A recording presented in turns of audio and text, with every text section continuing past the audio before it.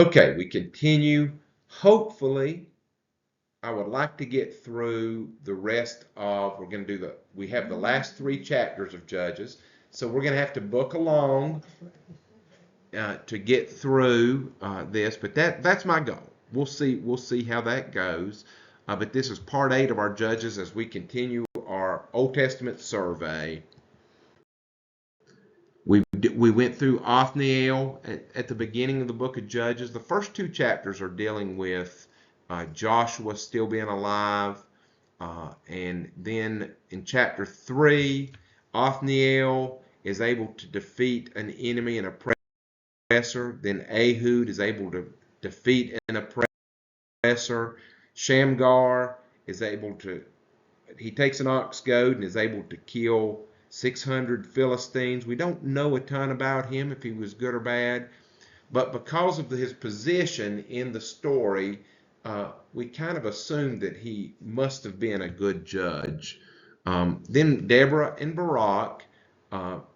Deborah is the actual judge. Barak was the military leader. But Barak showed the first sign of weakness in the military leaders. And because of that, he asked Deborah to go with him into battle, and she prophesied a woman's going to be the hero.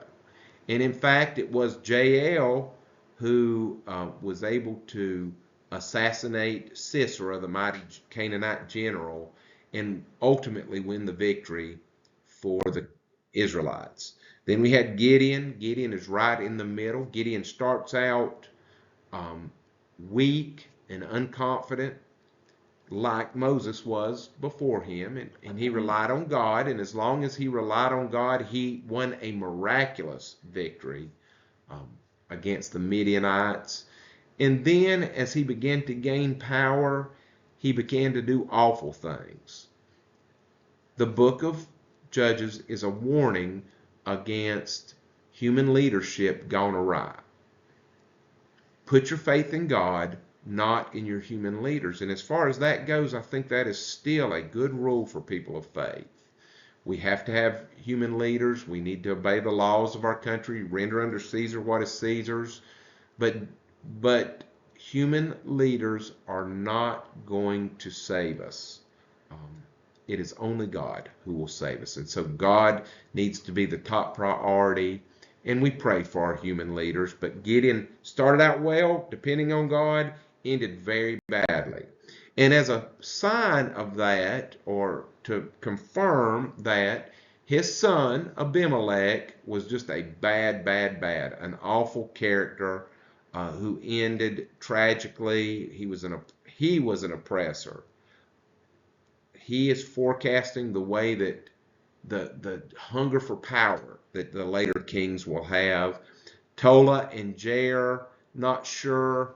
Tola, not much information about him. Jair was kind of a show-off, and so we see in the middle part of the book of Judges, they are beginning to get vain, these leaders, and drift away from doing things for God's purposes. Jephthah, I believe Jephthah is a bad.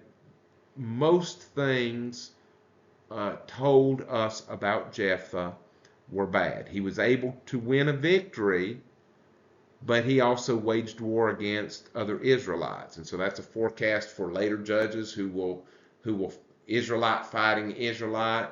He also made a foolish vow and had to sacrifice his daughter. And that's a warning about the kings, future kings, building alliances with foreign powers and making foolish oaths. And rather than giving their devotion to God, they are tied to these oaths to other people. And that's a bad thing.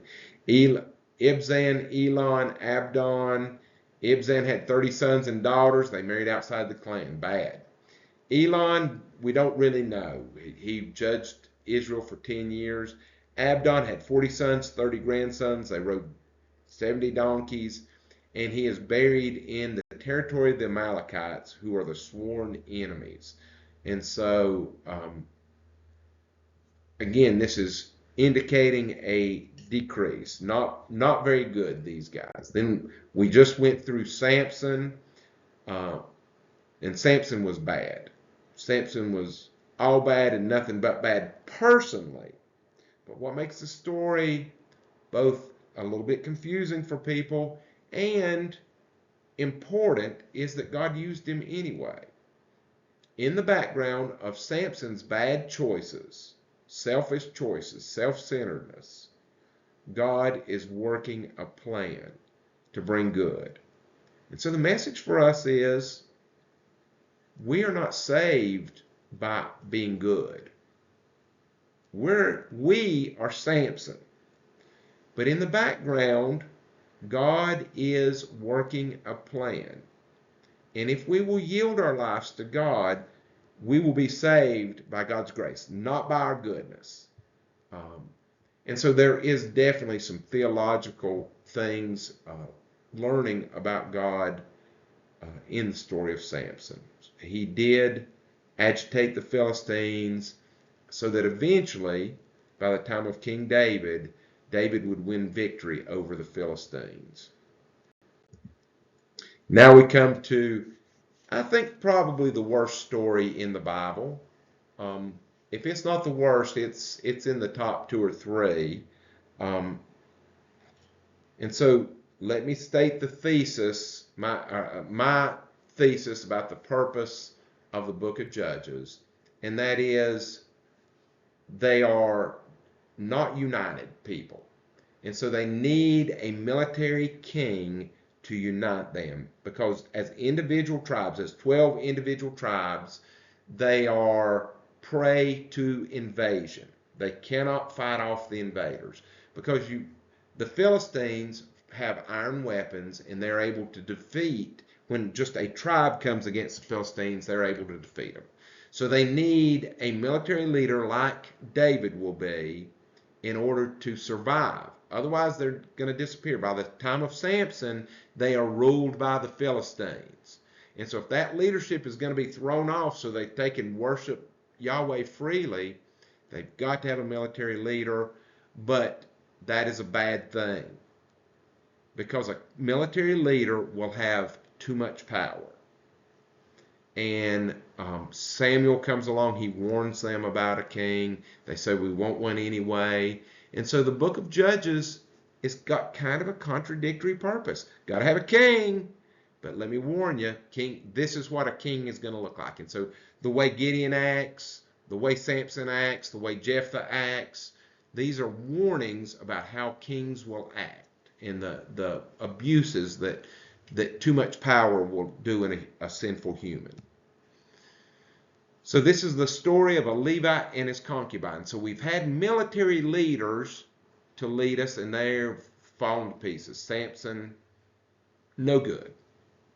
What about the priestly tribe, the tribe of Levi? We know Levites are always associated with violence in the Old Testament. For whatever reason, there is a memory in the Hebrew people that Levi was violent and his descendants are violent, aggressive people. Even Moses. What was the first thing we learned about Moses when he became an adult? He sneaked up behind the Egyptian and took him out.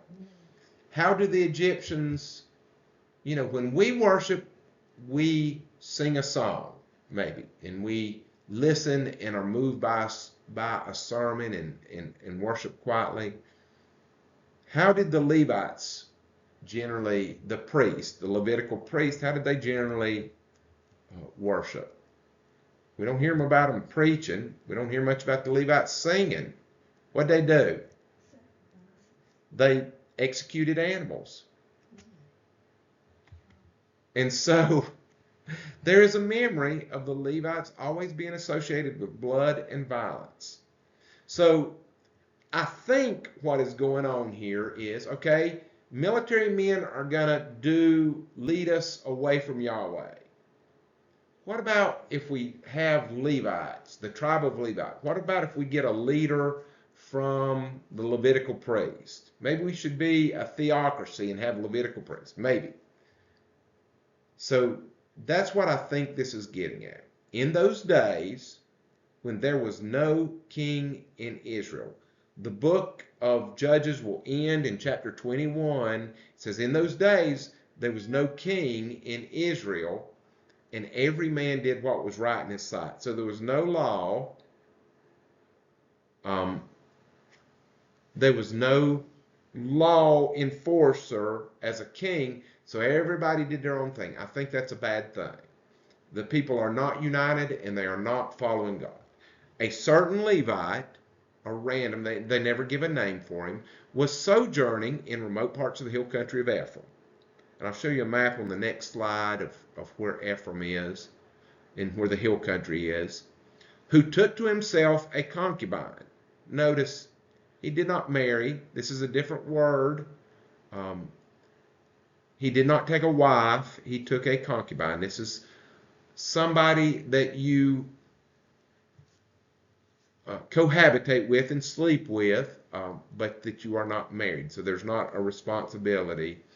And the children that you would have by concubine are not legitimate in the eyes of the Lord children. She was from Bethlehem. Now, I do wonder if maybe there's a little foreshadowing there. Bethlehem is the city of David, where David was born, where he is from. And of course, that is where Jesus will be born too. So there may be some foreshadowing there of later things, but I'm not certain. And his concubine was unfaithful to him. Now, here, this unfaithful, I do not think that this is her having an affair. I think this is, he wasn't a very nice guy and she ran away from him. And so it's interesting the language used here, and you watch and see what you think. But it almost seems like a slave relationship. The way he treats her is, this is a slave girl that he has. And the word for concubine in Hebrew is used several places. They don't really know what it means. There's not, generally you can find the origin of words, and I could not find an origin for this word for concubine. I believe it appears 37 times. I think 35 it says concubine. And I know one of them was a paramour, which is a boy that is kept by a woman, as a boyfriend, but that she's not married to. Anyway, more information than y'all need. And she went away from him to her father's house at Bethlehem. So he met her. She was from Bethlehem. He took her back to the hill country of Ephraim. She ran away and went back to Bethlehem and was there some 4 months. How important was she to the Levite? And we're talking about several days' journey, which is, I can see him not going immediately like that day. But for him to wait 4 months, that's just a clue. You got to pick up these clues. She's not very important to him. So here's a map.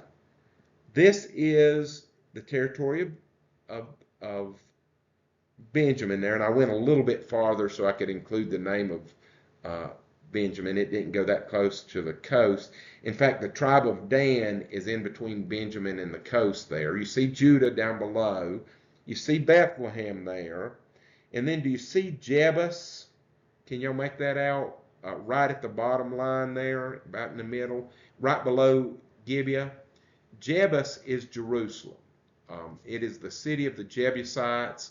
David one of his first military victories, he'll sneak in the well that will become the well of Siloam, and he'll sneak into the city with his troops and conquer. It was an impregnable city, the Jebusites, and David will defeat them and make it his city. So that is the tribe of Benjamin. Below that is the tribe of Judah. Over towards the Mediterranean Sea is the tribe of Dan. And basically this region up here is Ephraim, the territory for Ephraim. Ephraim was one of the sons of Joseph, including Shechem and Shiloh. The temple, the tabernacle is there at Shiloh during this period. And so he is from the hill country, which would be right in here, of of Ephraim. That's where they live, somewhere in there. And she ran away back down to Bethlehem. And he waited 4 months, and then he went down to Bethlehem to get them. Now, these arrows are their journey after he got her, um, and then some of the military actions that will happen because of this. This was a big deal. This is a tragic event. Right. All right, on to verse 3. Then her husband, and it in Hebrew it is her man. I wish they wouldn't translate it husband, because that makes it seem like they're married, and clearly they're not married. Then her man arose and went after her to speak kindly to her and bring her back. So he maybe had some affection. I did not look at that speak kindly. I want to look at that and see what that says in Hebrew. He had with him his servant and 2 donkeys, and she brought him to her father's house. And when the girl's father saw him, he came with joy to meet him. And his father-in-law, and again, this term is used for male or female. It's used for father, son, daughter in the Hebrew. It just means you're related to somebody through marriage, so it's a non-specific term. Jethro is called the father-in-law of Moses, but that means, in that case, he is a father-in-law. Moses is married to the daughter. But again, I don't like the translation greatly, because obviously this is not a legal marriage, legitimate marriage. But the Levite's concubine's father, the girl's father, made him stay there in Bethlehem and remained with him 3 days. So they ate and drank and spent the night there.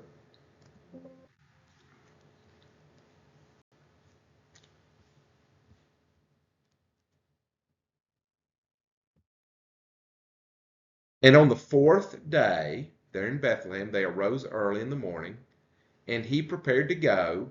But the girl's father said to him, to the Levi, strengthen your heart with a morsel of bread, and after that you may go. And I'm not sure the purpose of this.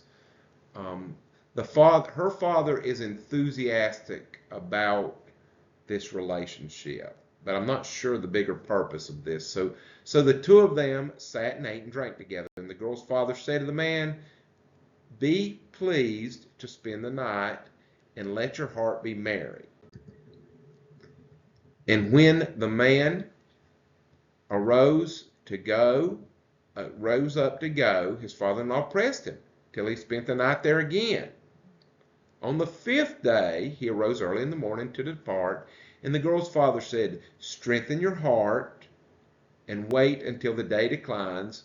So they ate, both of them. Now, I do understand why this is, because they're going to get to Gibeah late in the evening. And so the father-in-law is detaining them. This is ancient Near Eastern and modern hospitality is in view here. Very important in the nomadic Middle Eastern cultures, this idea of hospitality, and just, insisting that people stay and that they eat and those things. And it's causing them to be delayed on their journey. And when the man and his concubine and his servant rose up to depart, his father-in-law, the girl's father, said to him, behold, now the day has waned towards evening. Please spend the night. Ancient Near Eastern hospitality. Behold, the day draws to its close. Lodge here and let your heart be merry, and tomorrow you shall arise early in the morning for your journey and go home. Now it's possible too, I'm just thinking here as I go through, that maybe this is showing some weakness in the Levite too, that he keeps letting himself be delayed rather than saying, no, I have to depart. But the man would not spend the night this 5th night. He rose up and departed and arrived opposite Jebus. As I said, the city of David will later be conquered by David. That is Jerusalem. Now at this point it's a Canaanite city, a Jebusite city. He had him a couple of saddle donkeys, and his concubine was with him. When they were near Jebus, the day was nearly over, and the servant said to the master, come now, Let us turn aside to this city of the Jebusites and spend the night in it. And the master said to him, we will not turn aside, I've been delayed enough, into a city of foreigners, non-Israelites, who do not belong to the people of Israel, but will pass on to Gibeah, which is they are now in Benjamin, in the territory of Benjamin. Gibeah is a Benjaminite city, and I will tell you that is the hometown of Saul. So partially in view here, we see a criticism, a foretelling of that people from Saul's hometown are no good. That's part of what is in view here with Gibeah. And the Levite has faith because they are Israelites that they will be hospitable, like his concubine's father was.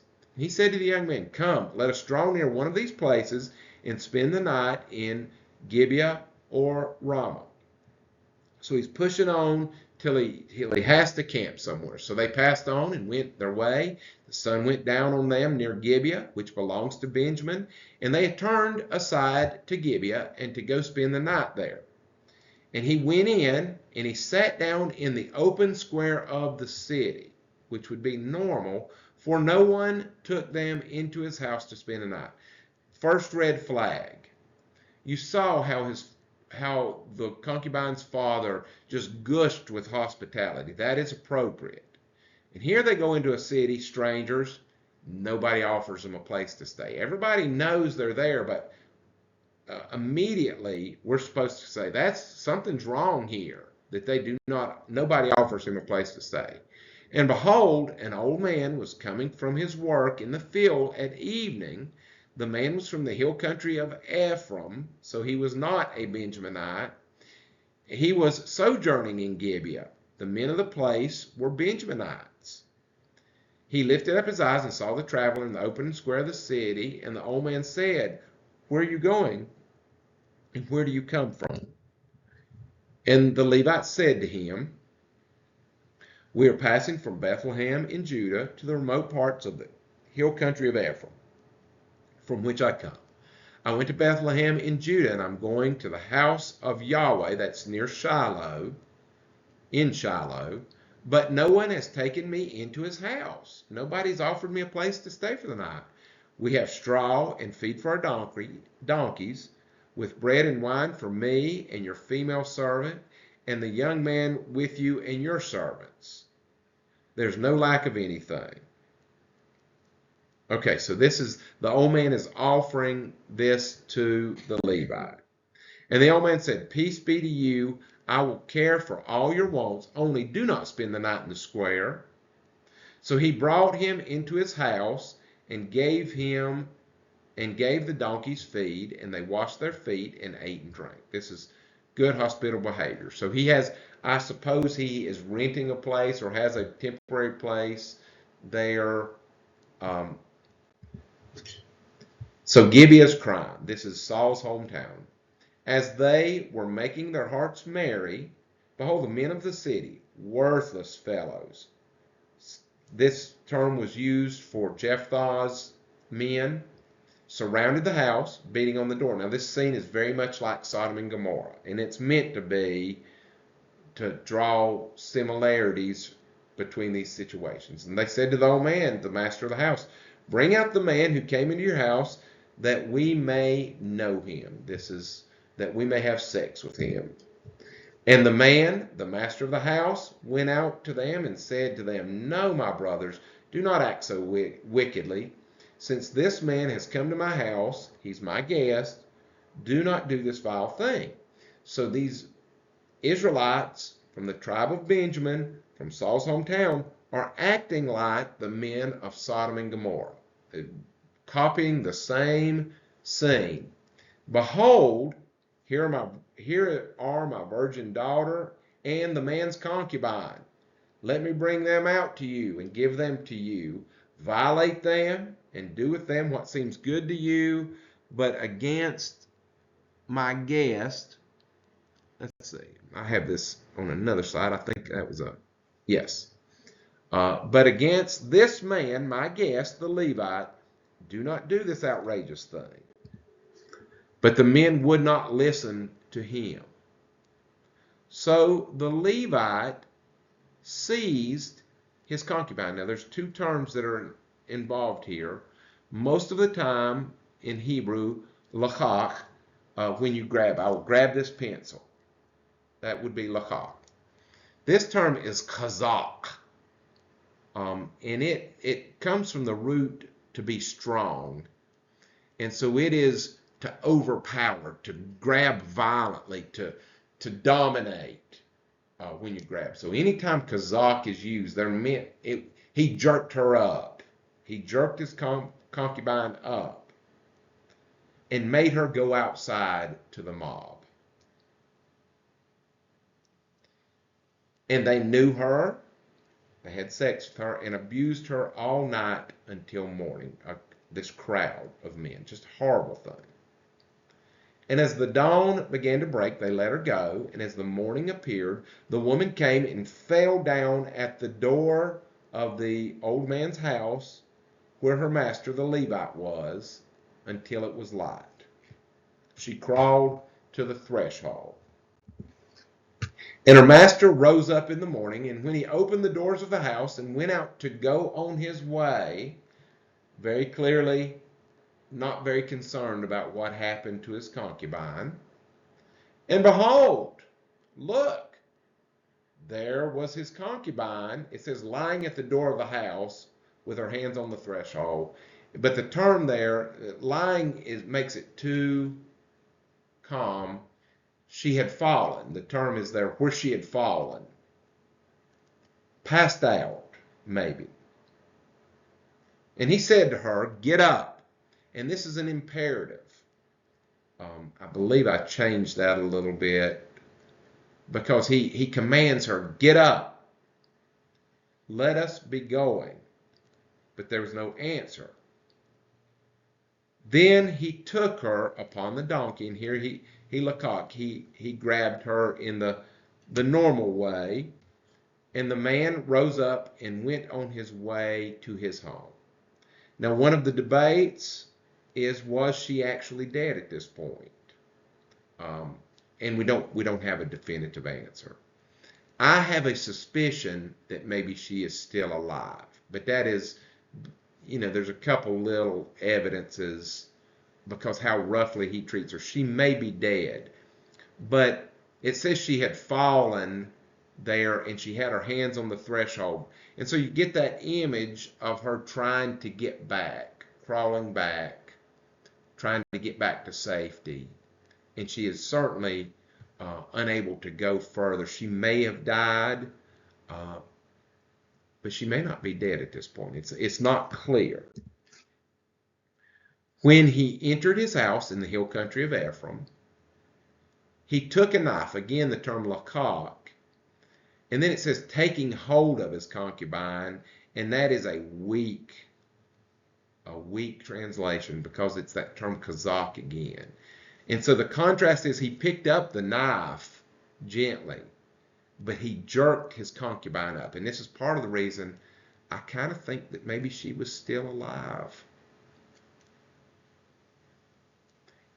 And it says he divided her in the New King James, but in Hebrew it says he chopped her into little pieces. Limb by limb, it says to her bones, cut to her bones, into 2 and 10 pieces, and sent the pieces throughout all the territory of Israel. And all who saw the pieces with the accompanying story of the way the men of Gibeah had acted, said, such a thing has never happened or been seen from the day that the people of Israel came out of the land of Egypt until this day. Consider it, take counsel, and speak. Now, that is a vague statement. I do not know. Maybe there are some people that know, but in looking at this story, I don't know if they're talking about, when they say such a thing has never happened, I don't know if they're talking about what the men of Gibeah did, or if they're talking about what the Levite did. I think both are bad. And I think we as the reader are supposed to be appalled.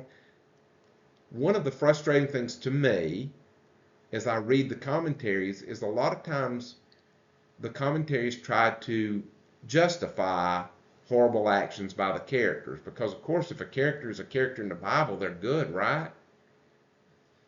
And they said, well, it's an awful thing. It's a gruesome to us as modern people. And I do a lot of things. I will say modern people are going to see this differently than ancient people were. But chopping your concubine, which you shouldn't have a concubine, but if you do, you don't chop her into pieces and mail them to the different tribes. I think we're supposed to be horrified, and the people are horrified both by what the men of Gibeah did, the Benjaminites, and by what the Levite did. And I think where they say, let us consider it, let us take counsel and speak, we're to see confusion. And this is, again, I think this story is criticism of the Levitical priesthood. They're not the ones to lead us. God should be our leader, not the Levitical priesthood, not the military generals. Don't put your faith in them. Put your faith in God. But I think there's a lot of confusion here. So what happens? Well, then all the people of Israel came out from Dan to Beersheba, including the land of Gilead, which is across the Jordan River, and the congregation assembled as one man to Yahweh at Mitzpah, which is just a little bit north of where all this took place. The chiefs of the people of all the tribes of Israel presented themselves in assembly of the people of God, 400,000 men on foot that drew the sword. So 400,000 warriors showed up from the different tribes. Now the people of Benjamin heard that the people of Israel had gone up to Mizpah. And the people of Israel said, tell us, how did this evil happen? And the Levite, the man of the woman who was murdered, answered and said, and again, I want to go back and look at that phrase and see if there's any hint on who actually murdered her. And see, I have a suspicion that the Levite killed her. And further disgusting us. We're supposed to be disgusted by this, but not just at the men of Gibeah, but also at the Levite. And answered and said, I came to Gibeah. I came from Gibeah that belongs to Benjamin. I and my concubine to spend the night. And the leaders of Gibeah rose up against me, surrounded the house against me by night. They meant to kill me, and they violated my concubine, and she is dead. So I took hold of my concubine. I need to look at that term there too. And cut her into pieces and sent her throughout all the country of the inheritance of Israel, for they have committed abomination and outrage in Israel. I think he's got a lot of gall. But I think that's intentional. We're supposed to be appalled at everybody. Behold, you people of Israel, all of you, give your advice and counsel here. And all the people rose as one man, saying, none of us will go to his tent, and none of us will return to his house. But now this is what we will do to Gibeah. We will go up against it by lot. Now this is what we will do. Let's see. And we will take 10 men of 100 throughout all the tribes of Israel, and 100 of 1,000, so 10%, and 1,000 of 10,000, and bring provisions for the people, that they may come, that when they come, they may repay Gibeah of Benjamin for all the outrage that they've committed. So we'll take 10% of our soldiers and try to wipe out Gibeah. So all the men of Israel gathered against the city, united as one man. The tribes of Israel sent men throughout all the tribe of Benjamin, saying, what evil is this that is taking place among you? Now give up the men, the worthless fellows of Gibeah, that we may put them to death and purge evil from Israel. But the Benjamites would not listen to the voice of their brothers, the people of Israel. The people of Benjamin came together out of the cities to Gibeah to go out to battle against the people of Israel. So they're defending, the Benjaminites are defending the men of Gibeah. Benjamin mustered out of the cities on that day 26,000 men who drew sword, besides the inhabitants of Gibeah, who mustered 700 chosen men. Among all these 700 men who were left-handed, each could sling a stone at a hare, a rabbit, and not miss. So this is an advantage in warfare. They had some artillery, some distance weapons, so they could break a charge before it got to their line. And the men of Israel, apart from Benjamin, mustered 400,000 men who drew sword. All these men were men of war. The people of Israel arose and went up to Bethel and inquired of God, who shall go up first? And Yahweh said, Judah shall go up first. Again, I think a little bit of foreshadowing here in this story that the tribe of Judah will be the eventual banner carrier for the Israelites. Then the people of Israel rose up in the morning and encamped against Gibeah. The men of Israel went out to fight against Benjamin. The men of Israel drew up in battle line against them at Gibeah. The people of Benjamin came out of Gibeah and destroyed on that day 22,000 men of the Israelites. So the Benjamites won a big victory on the first day of battle. But the people, the men of Israel, took courage and again formed a line of battle. Where they formed it on the first day, the people of Israel went up and wept before Yahweh until evening. They inquired of Yahweh, shall we again draw near to fight against our brothers, the people of Benjamin? Yahweh said, go up against them. So the people of Israel came near against Benjamin on the second day. Benjamin went out against them out of Gibeah and destroyed 18,000 men. So 10% of the Israelites so far have been defeated in 2 days of battle. Then all of Israel, the whole army, went up and came to Bethel, and they wept and they sat before Yahweh and fasted till evening and offered burnt offerings and peace offerings before Yahweh. The people of Israel inquired of Yahweh, for the ark of the covenant of God was there in those days. And Phinehas, son of Eleazar, son of Aaron, ministered before it in those days, saying, shall we go up once more? Yahweh said, go up tomorrow, and I will give them into your hand on this third day of battle. So Israel set men in ambush around Gibeah. They hid in the woods. And the people of Israel went up against the people of Benjamin on the third day, set themselves in array against Gibeah as other times. People of Benjamin went out to fight them and were drawn away from the city. So the Israelites went up in line of battle, and when the Benjamites came out, they took off running away from the city. And as the other times, they began to kill some of the people in the highways. So the Benjamites thought, we're winning again. The third day in a row, we're going to win. One of which goes up to Bethel, the other to Gibeon on the open country. About 30 men of Israel they killed. And the people of Benjamin said, they are routed before us as at the first 2 days. But the people of Israel said, let us flee and draw them away from the city into the highway.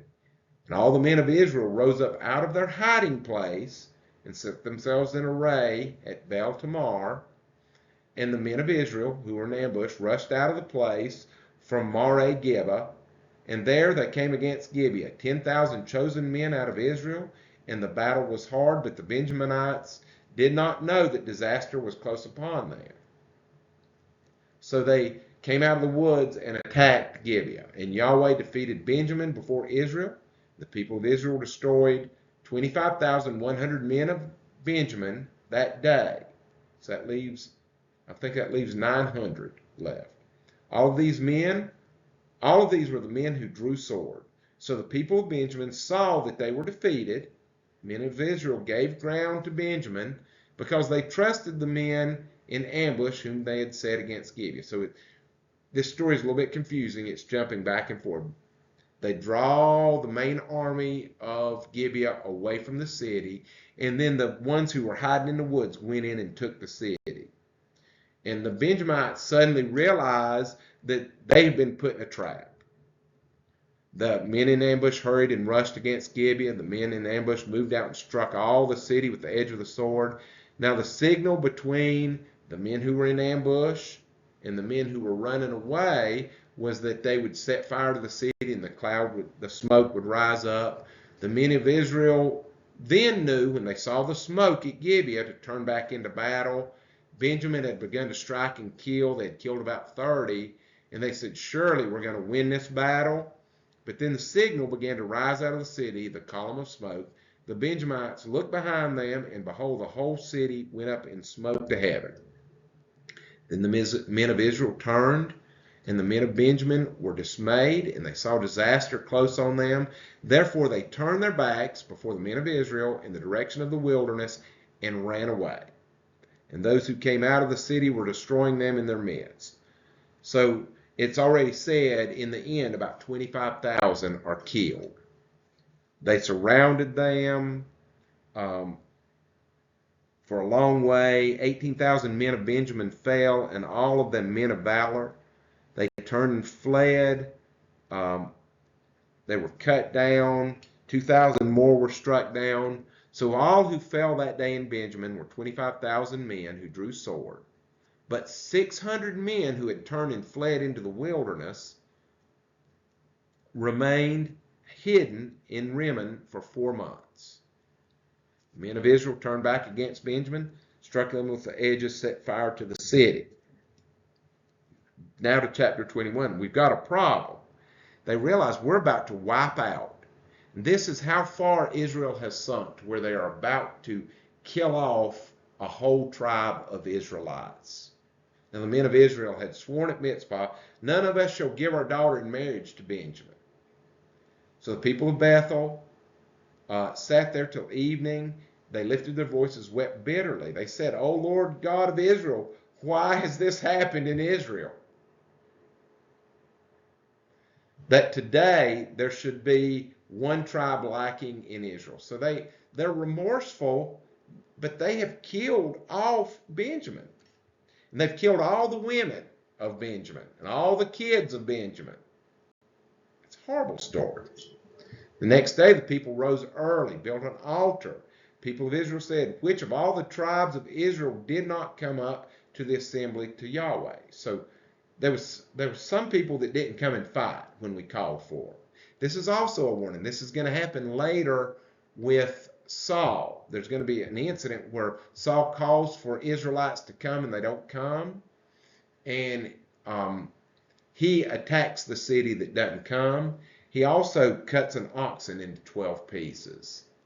And so this story is, the author is telling it in a way to point out the similarities, forecasting what an awful thing King Saul is going to be. It says, for they had taken an oath concerning him who did not come to Mizpah, saying, he shall surely be put to death. So the people that did not come and help fight against Gibeah would be put to death. People of Israel had compassion on Benjamin, their brother. Now, they said, one tribe is cut off from Israel. So Benjamin is about to die off. There's 600 men left, but we've sworn not to give them our daughter, so they're going to die off, and that's going to be the end of Benjamin. What shall we do for wives for those who are left, since we've sworn not to give our daughters? What tribe in Israel did not come up to Mizpah to fight? Behold, no one had come to the camp from Jabesh Gilead.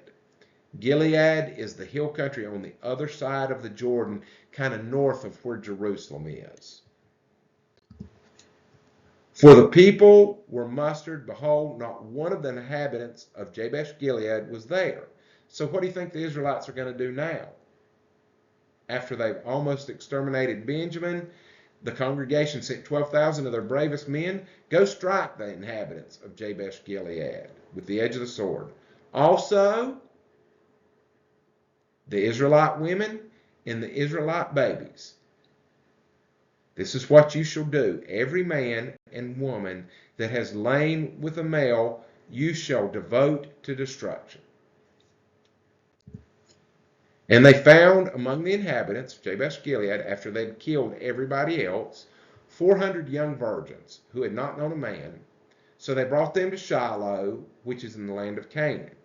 So there were 600 Benjaminites. Now they found 400 wives. but that leaves 200. They made peace with Benjamin, the 600, and they returned. The 600 came, and they gave them the 400 women. The people had compassion on Benjamin. And the elders said, "What shall we do for wives for the 200 who are left, since the women are destroyed out of Benjamin?" Since we killed all their women. 200 left. Now, this is the low point when they kill off Benjamin, they kill off Jabesh Gilead. You see, the Israelites are about to exterminate themselves. When you turn from God, what are you actually doing? You are committing spiritual suicide. And so people that says, "I just want to be left alone," are people that in biblical terms are committing spiritual suicide. Life comes from God. God breathes his breath into us. Sin cuts us off from the breath of God. We have however many years we have left on this earth, and that is it. Then we go to perdition, to destruction. And so if you do not heal your relationship with God, you are like the Israelites in the book of Judges. You are committing suicide. It is not neutrality. It is not I'm a free agent. It is I am committing suicide. That is what Israel is doing here. And so as odd as this story is, it is just a look. Their decision to have compassion on Benjamin is just a little weak glimmer of hope. And they said there must be an inheritance for the 200 survivors of Benjamin, that a tribe not be blotted out from Israel.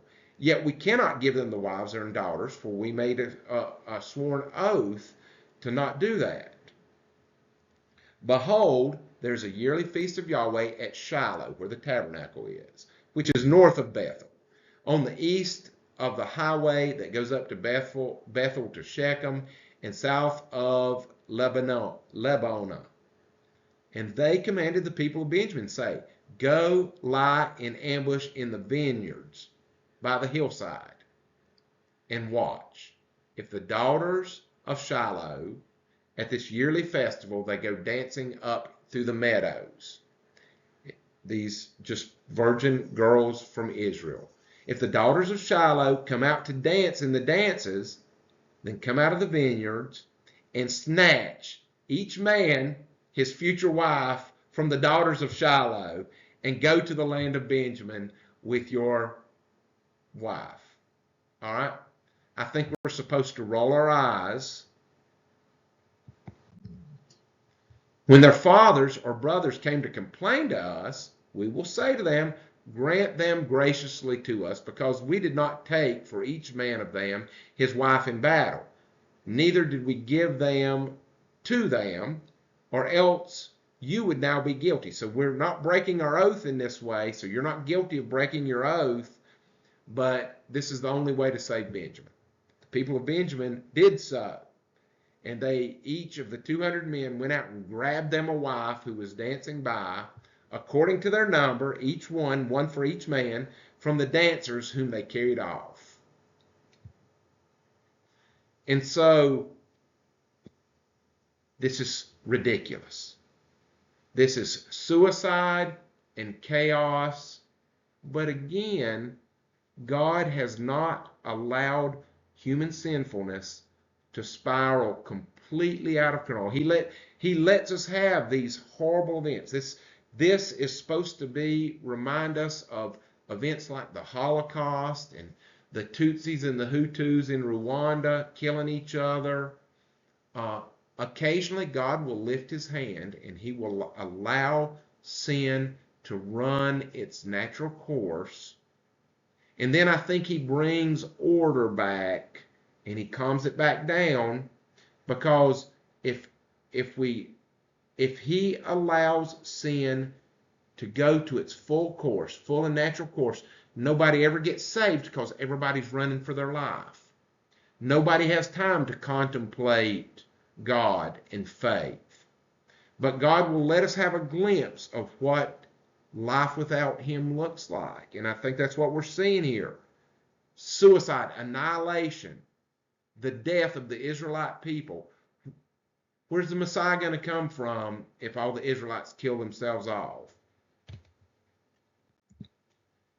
And so just a little glimmer, an odd glimmer of hope here. Then they went and they returned to their inheritance, and they rebuilt their towns of Benjamin and lived in them. And the people of Israel departed from there at that time, every man to his tribe and family, and they went out from there, every man to his inheritance. And this is the end of the book of Judges. Glad to see it end. In those days there was no king in Israel, no central authority. You see what that caused. However, every man did what was right in his eyes, and that's not good either. People are not turning to God, they're turning to take care of their business. And that is the end of the book of Judges. Are there any questions or comments about that? That's rough. But it is meant to be rough. The author wants you to be appalled. And the lesson is, when you turn your back from God, you start down a slippery slope. And you begin to comfort yourself in odd ways, and you begin to turn for satisfaction to people and for salvation to people, and you begin looking for validation of the way you do from people, and it spirals out of control. Put your faith in God. If each person in Israel turned to God and began growing their faith, there would not be a need for a king. But certainly they're not doing that, and everybody's doing what they want to, and that is just chaos. Give your heart to Christ. Let him be your leader. All right, let's stop there, and we'll pick up next week in Samuel, looking at Samuel.